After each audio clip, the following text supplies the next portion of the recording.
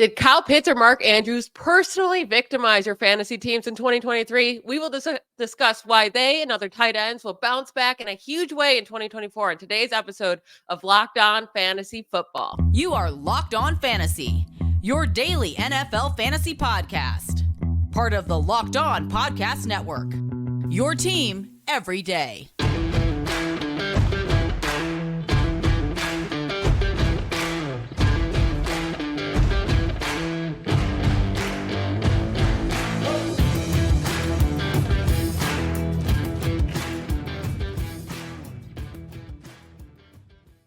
Thanks for making Locked On Fantasy Football your first listen every day. We are part of the Locked On Podcast Network, your team every day. I'm your host, one of your hosts, Michelle Magdziuk. When I'm not doing this, I'm a researcher and fantasy analyst at NFL Network.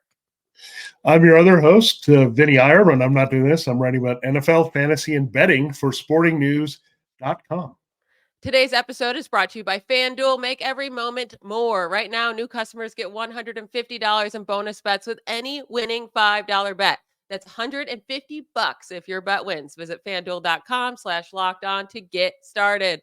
All right, Vinny and I are going to go through our favorite tight end candidates to bounce back after a disappointing 2023 season. We went through our quarterbacks, our running backs, our wide receivers on Thursday, Friday, and Tuesday's show. So if you missed those, go back and listen to those after this episode.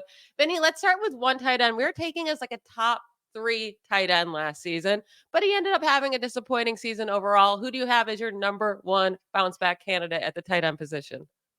Well, in some ways, he was very disappointing. Some ways he came through, but you didn't have him for a key stretch of the season, namely the fantasy football playoffs. It is Mark Andrews of the Ravens. Now, he was producing right where we thought, maybe a little less than that, at tight end 4.5 point PPR when you look at the average scoring, but he ends up at tight end 13 overall. So the time missed counts, and it takes him out of the lineup for a lot of fantasy managers. They were able to maybe compensate for some of that if they were able to pick up Isaiah Likely, but it was still frustrating because Mark Andrews is a guy you expect to stay durable on the field and productive.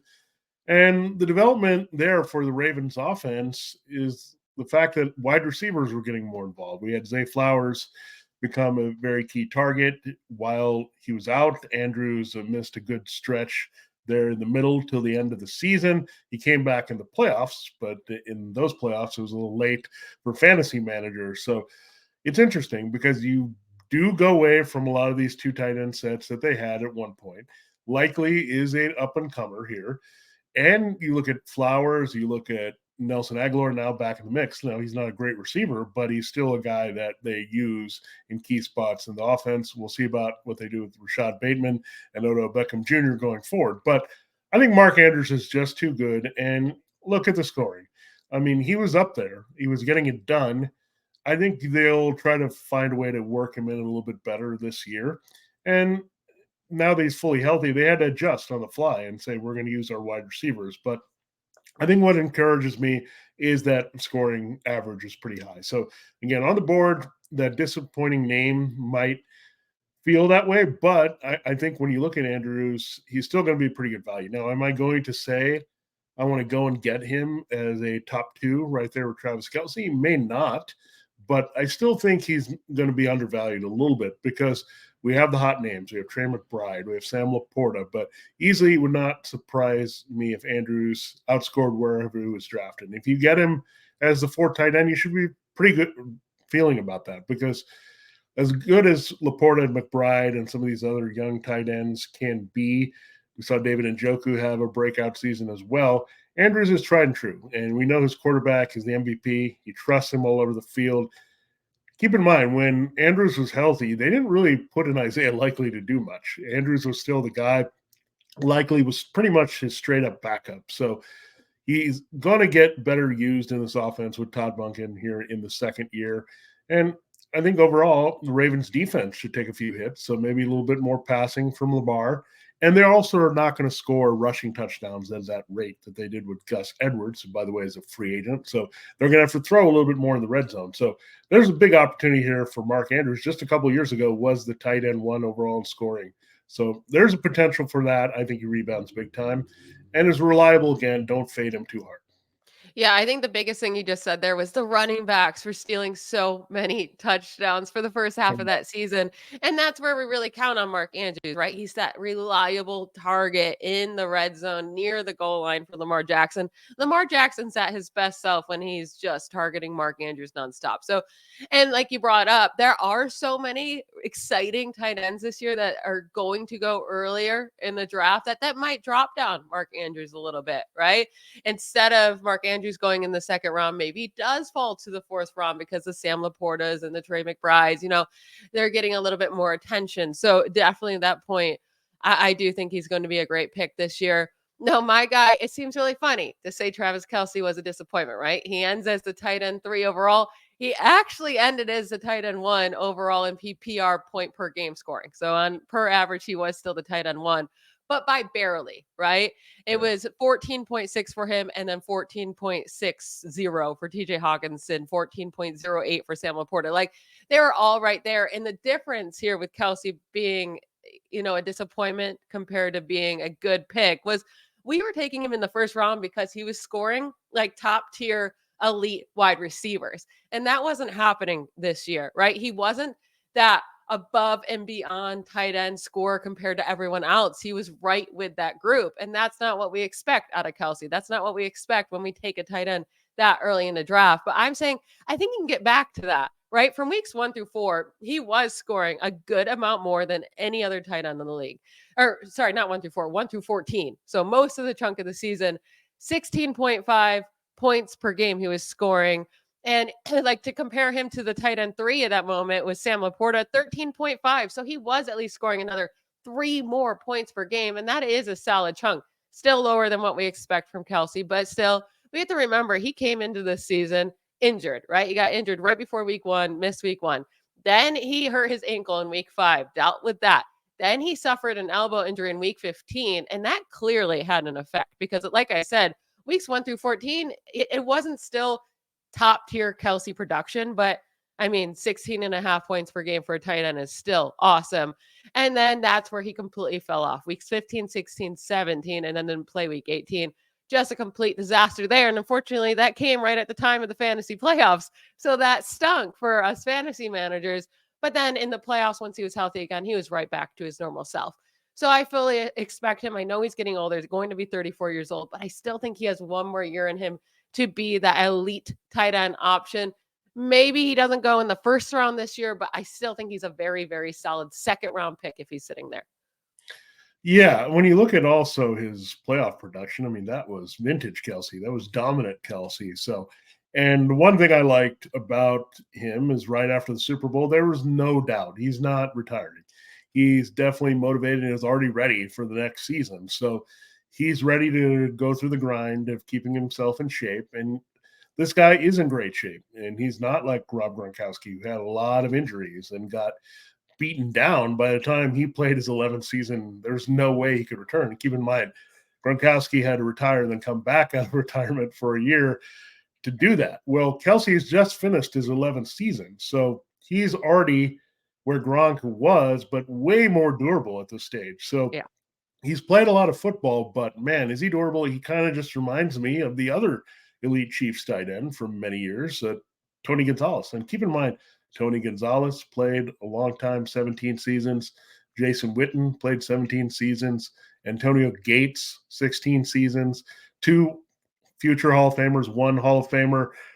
Kelce could be doing this for a while. I think he'll stay in shape, and I think he could have not just 1 good year left, but maybe 2 or 3, just because of the way he conditions himself, his usage in this offense. And keep in mind, he's going to have fun, just like Andy Reid, right? He wants to be attached to Patrick Mahomes as long as possible because it's a lot of fun winning championships. We know his notoriety and fame, not with his just with his dating life, but his podcast. He's way more popular now because of what he's doing with the Chiefs. And he had his down year, right? So he's going to come back on the field and dominate. So look, you're right. That's the biggest question we're looking at in the rebound. Can Travis Kelce put up the numbers of elite wide receiver? I still think that potential is there. And getting some help will actually be beneficial. When Rashee Rice was a threat, that helped Travis Kelce as well because it deflected the attention. There'll be another person maybe to stretch the field, which will also open things up for Kelce. And keep in mind, they could be throwing more to the tight ends in general because running back, Jerick McKinnon's a free agent, so they might have to change things up there. They don't throw a lot to Isaiah Pacheco. So there's all reasons to say that more targets, more high leverage opportunities are going to funnel Kelce's way next season.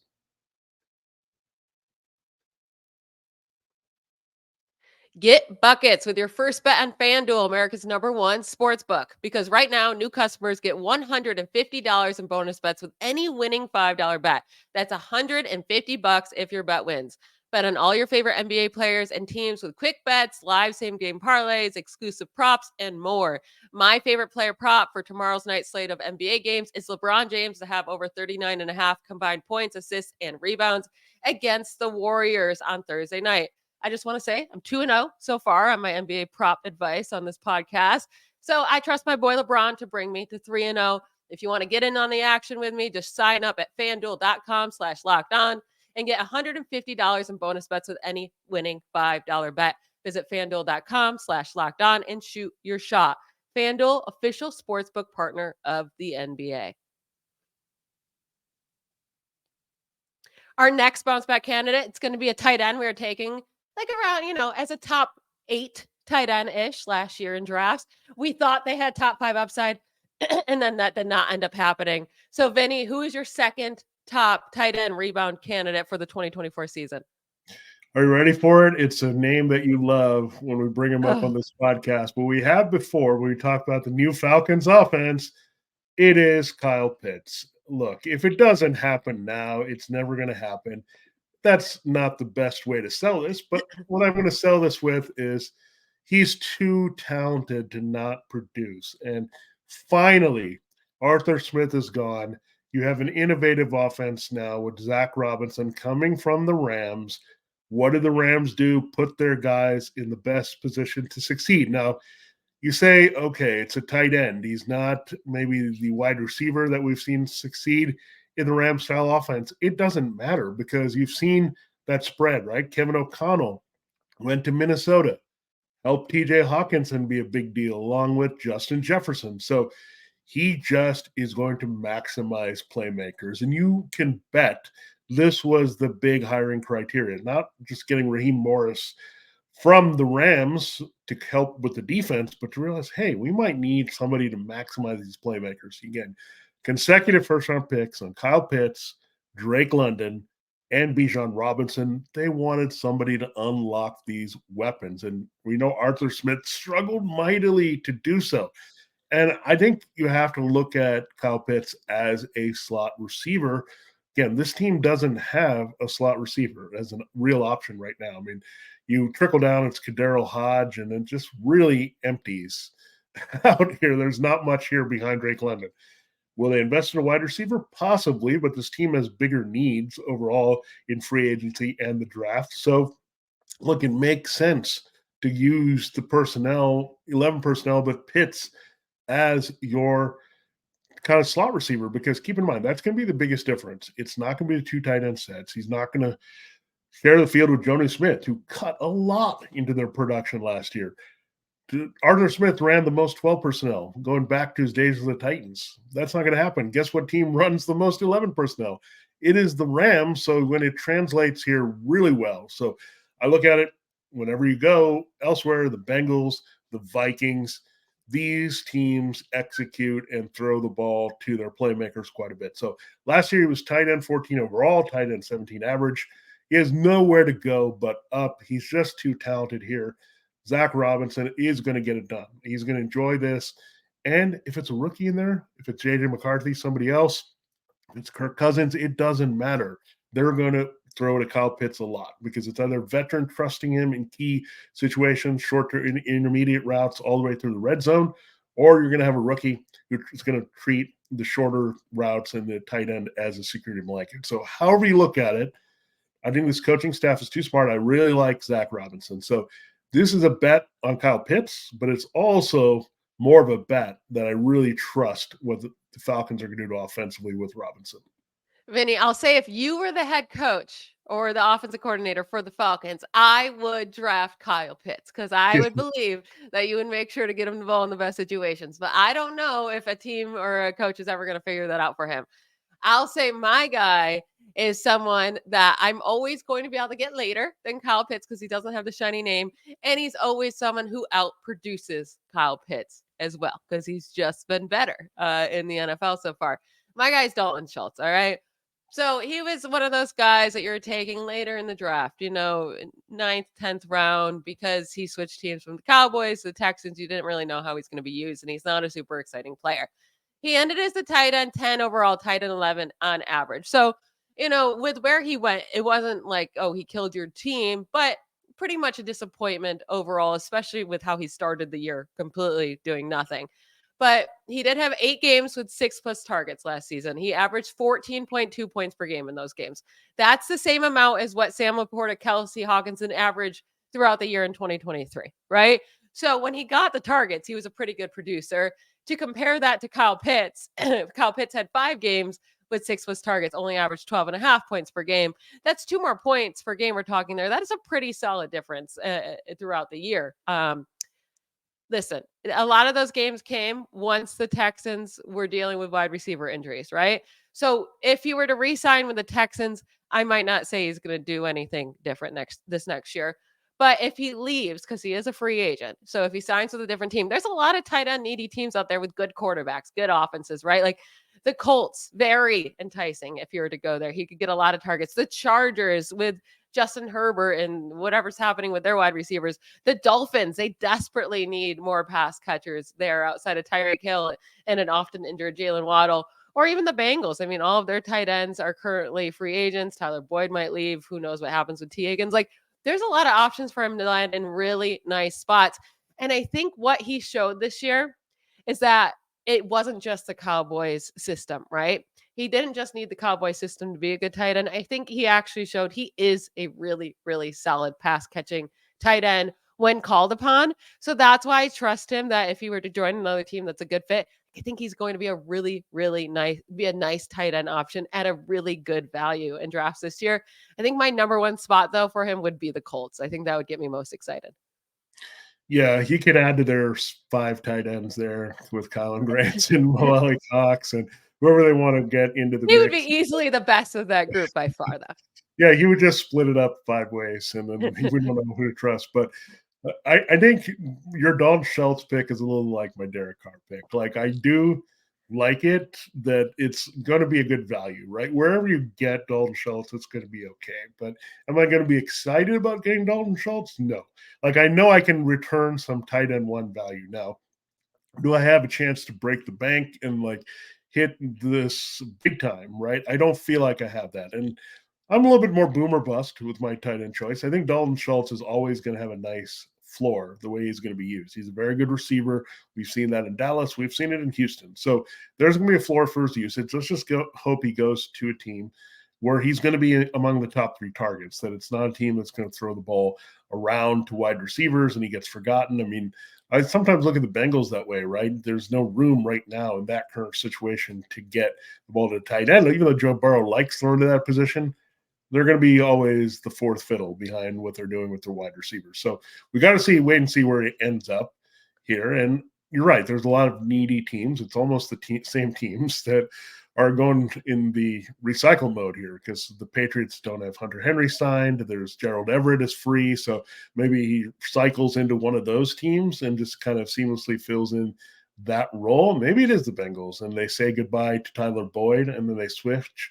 And then Dalton Schultz is a big key there behind the 2 wide receivers. So yeah, we do have to wait and see. I think Dalton Schultz, let's just play it this way. I think Dalton Schultz to me is a lot safer pick to go up a couple notches, where I think with Kyle Pitts, there's the upside is massive here. If they use him in the right way as a slot receiver, and we've seen what that position can do in the Rams style of offense, then you could really pay off. So I think when you go for like return on investment and reward, I think there's a bigger shot with Kyle Pitts, and it's a low risk investment, right? You're going to take him a little later, potentially. If he doesn't work out, everyone hates him already, and you just dump him and you have another tight end option. So I think there's just a lot of reward potential with Kyle Pitts. Just, again, talent is the number one thing that drives me in picking a lot of these players, and this is a talent I think will finally be unlocked by the right coach.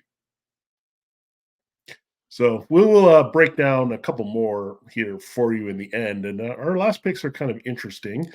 Before we do that, I do have to tell you that there's something you have to check out here on the network. Locked On has launched the first ever national sports 24/7 streaming channel on YouTube. Locked On Sports Today is here for you 24/7, covering the top sports stories of the day with the local experts of Locked On our national shows. As well, go to Locked On Sports Today on YouTube and subscribe to the first ever national sports 24/7 streaming channel.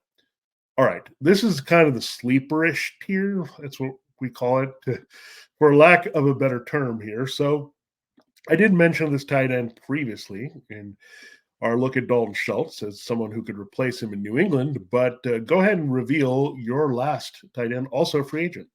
Yeah, so this is a sleeper I had last year, right? And he worked out for the first 2 weeks and then kind of disappeared for a long time until the last 2 weeks that he played. But it's Hunter Henry. And a big part of that is that he's a free agent now. I want him far away from the Patriots as possible. I mean, that offense is just atrocious, and I don't see how they fix it in one offseason. So I don't want him back there. But I will say, like, a lot of these come down to dealing with injuries, right? He hurt his ankle mid-season, out 3 weeks with a knee injury at the end of the season.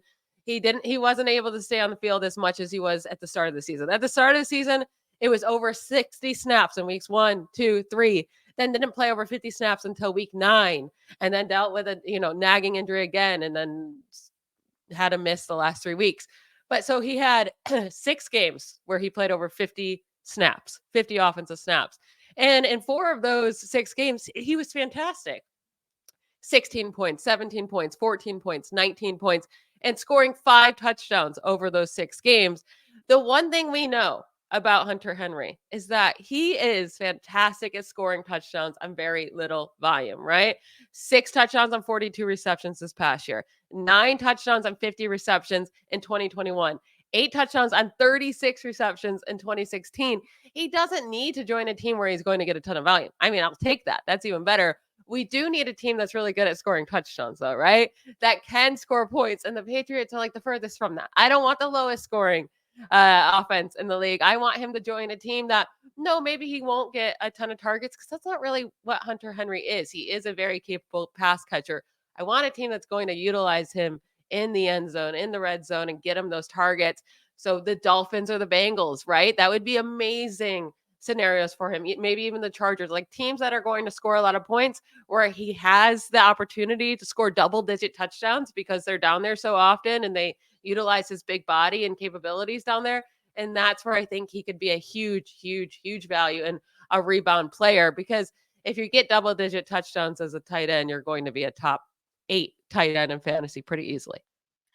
Yeah, I mean, Hunter Henry, I just cringed when I saw him sign with the Patriots, because keep in mind, that was also when they gave Jonnu Smith a very similar deal. And I said, what are they doing here? Getting these 2 veterans. They had just drafted 2 guys that had kind of fizzled at tight end. And so they had to go in this different kind of direction here that I think Dalton Keene and Matt Asiasi. So they tried to do this with the 2 veterans. It was a disaster. And we're like, okay, here comes Bill O'Brien. Remember him of the 2 tight end sets?